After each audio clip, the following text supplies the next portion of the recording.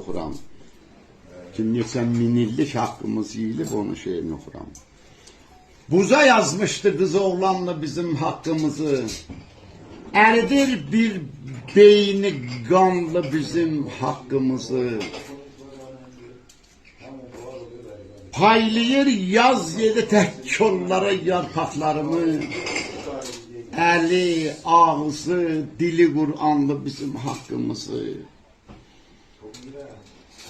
Gördüğün uttu demavendi, gımıllanmadı hiç. Gene utmaz dedi İranlı bizim hakkımızı. Niye göylerde buluttan el atıp almırsan, savalan ay başı tufanlı bizim hakkımızı. Niye göylerde buluttan el atıp almırsan, savalan ay başı tufanlı bizim hakkımızı. Tutuban miskil elinden gidip hermenlere bak.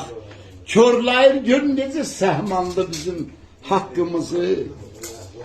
El açıp indi gelemden gezel istir defter. Oradaki dandılar divanlı bizim hakkımızı. Koymayın parmağı həsrət qala bal bardağına. Yakmayın çollara şan şanlı bizim hakkımızı. Gece bir palsığa batmış, küçeden ses geldi.